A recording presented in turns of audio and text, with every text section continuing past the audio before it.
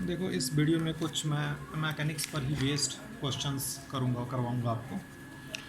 तो इसका पहला क्वेश्चन है, ये बोला गया कि यूनिफॉर्म इलेक्ट्रिक फील्ड ई है और इसके यूनिफॉर्म इलेक्ट्रिक फील्ड ई में एक सिंपल पेंडुलम जिसका लेंथ यल है और बॉब का मास यम है, इसको इस तरह से सस्पेंड कर दिया गया है और बोलता है कि now the ball is slightly displaced and it executes SHM, find its time period of oscillation.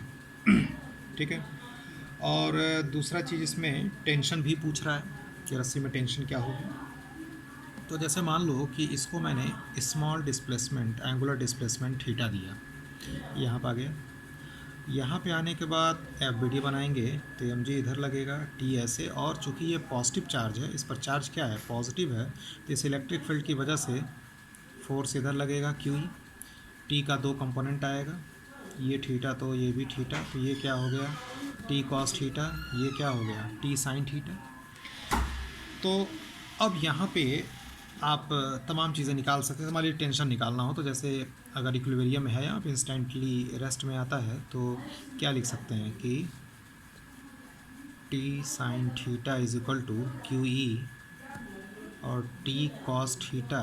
पहले फोर्स में भी आपको इस तरह का कुछ क्वेश्चन मैंने बताया था।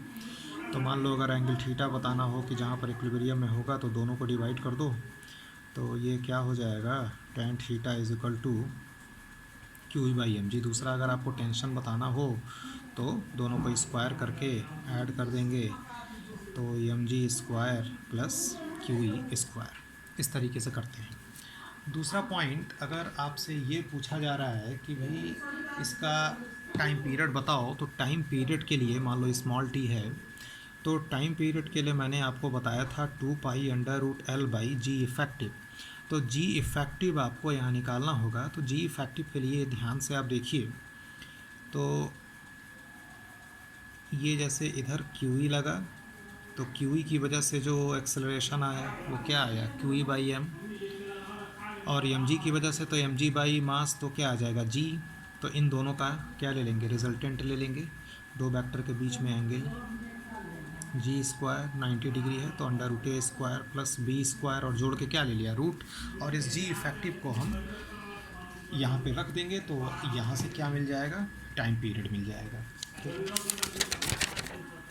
एक क्वेश्चन और मुझे अच्छा मिला, क्वेश्चन मुझे लगता है आपको ये बताना चाहिए, तो क्वेश्चन सुन लीजिए। क्वेश्चन में ये है कि a ball of mass m having a charge q is released from rest in a region where horizontal electric field exists। तो क्वेश्चन में ये बोला गया कि ये हॉरिजॉन्टल इलेक्ट्रिक फील्ड ई है जो इस तरह से था, यूनिफॉर्म था, और इसमें एक यम मास है और चार्ज इसका क्यू है, इसको रिलीज़ किया गया। तो बोल रहा है कि find resultant force acting on the ball, और दूसरे पॉइंट में पूछा है कि find the trajectory followed by the ball. देखो, ट्रेजेक्ट्री का मतलब ये है कि पाथ किस तरह का होगा, स्ट्रेट लाइन होगा, पैराबोला होगा, यानी वाई और एक्स में रिलेशन निकालना होगा। तो देखो यहाँ पर इसका हम बी डी अगर बनाएं, एयर रेजिस्टेंस इग्नोर कर रहे हैं, मान लो ये एम जी लगेगा और इस तरफ इलेक्ट्रिक फील्ड की वजह से फोर्स लगेगा क्यू ई, तो ये मोशन कुछ इस तरह का देगा, इस तरफ देगा। अब ये किस तरह का पाथ होगा, प्रोजेक्टाइल होगा या क्या होगा, ये आपको निकालना होगा। लेकिन पहला जो पॉइंट है, जो बोला है कि रिजल्टेंट फोर्स बताओ, तो आप रिजल्टेंट फोर्स क्या ले सकते हैं, ये वेक्टर है क्यू ई आई कैप, और अगर मैं ये वाई एक्सिस मान लेता हूँ तो क्या हो जाएगा एम जी जे कैप। तो फोर्स का मॉड आप निकाल सकते हैं, आई का कोफिशिएंट का स्क्वायर प्लस जे का कोफिशिएंट का स्क्वायर। ये आपका पहला आंसर आ गया। दूसरा जो आंसर है, इसमें पूछा गया है कि find trajectory followed by the ball. तो हम क्या करेंगे कि एक्स का टाइम के साथ रिलेशन और वाई का टाइम के साथ रिलेशन निकालेंगे। तो इनिशियली तो ये बॉडी रेस्ट में थी, यानी इनिशियल ना तो हॉरिजॉन्टल वेलोसिटी थी ना तो इनिशियल वर्टिकल वेलोसिटी थी। तो मान लेते हैं कि टी टाइम में एक्स चला, तो एक्स बराबर आप क्या लिखेंगे, half A T square, horizontal velocity initial तो कोई है नहीं, तो half A T square T time में, जितना टाइम ये एक्स चलेगा उतना ही टाइम में वाई चलेगा, और एक्स डायरेक्शन का एक्सेलरेशन क्या होगा, ठीक, ये आ जाएगा X is equal to half A T square. और वाई का क्या लिखेंगे आप, ये तो वाई इसकी वजह से मिलेगा एम जी की वजह से, तो हाफ, सीधे सीधे हाफ जी टी स्क्वायर, यही ना होता है भाई, वाई बराबर हाफ जी टी स्क्वायर होगा। अब एक काम ये करते हैं कि टी स्क्वायर यहाँ से निकाल लेते हैं, तो ये क्या आ जाएगा 2y/g। देखो ये पैरामेट्रिक है तो आपको t को एलिमिनेट करना होगा, तो यहाँ से टी स्क्वायर निकाल के यहाँ से मैं इसमें रख दूँगा।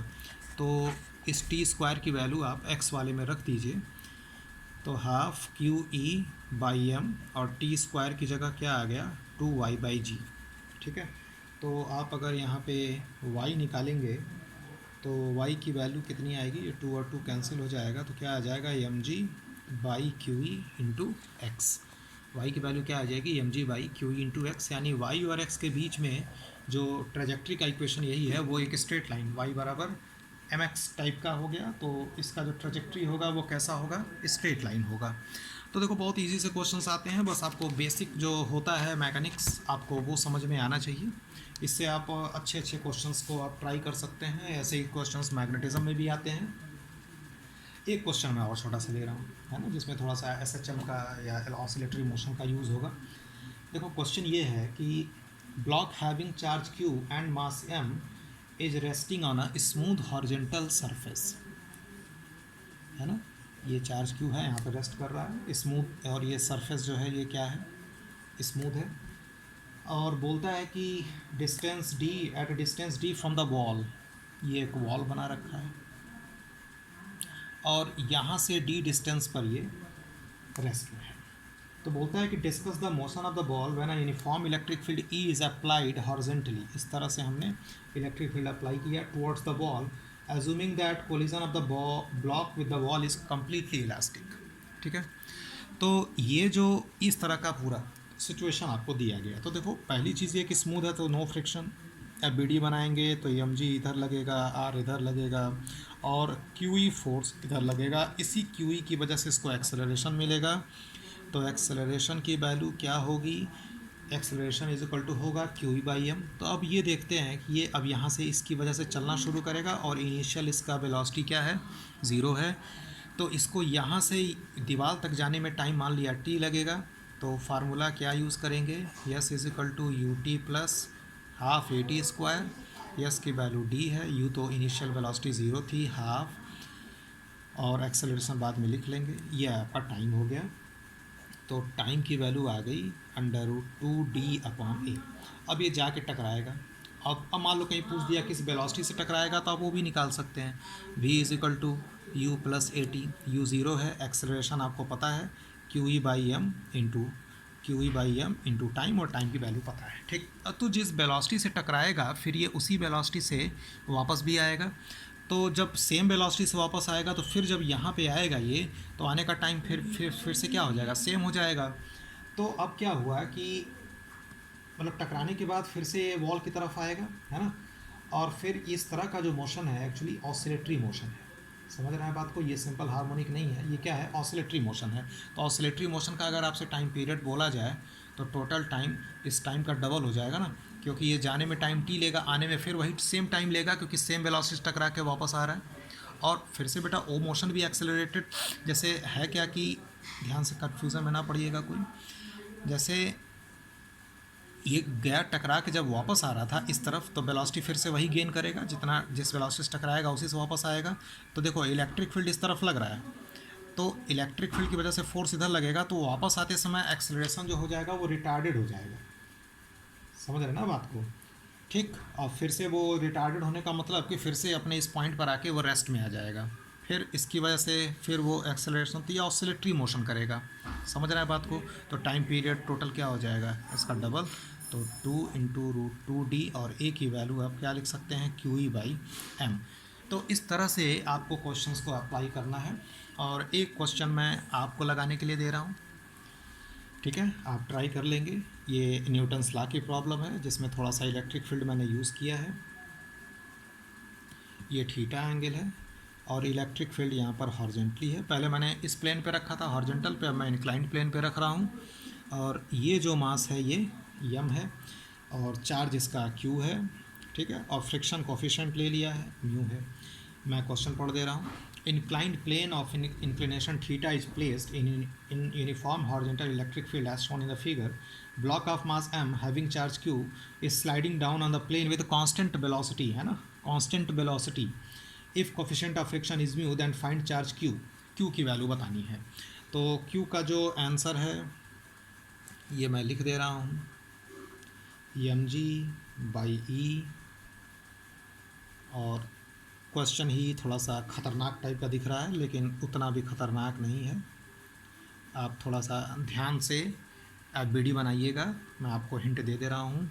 देखिए इस तरफ क्या लगेगा बेटा, mg sin थीटा, इसकी टेंडेंसी नीचे जाने की है तो फ्रिक्शन इस तरफ लगेगा म्यू इंटू एन, और n की वैल्यू क्या लेंगे, mg cos थीटा, और देखो ये पॉजिटिव चार्ज है तो इस तरफ क्या लगेगा QE, ये थीटा तो ये भी थीटा, तो QE का कंपोनेंट इस तरफ आएगा QE cos थीटा, और इस तरफ क्या आएगा QE sin थीटा।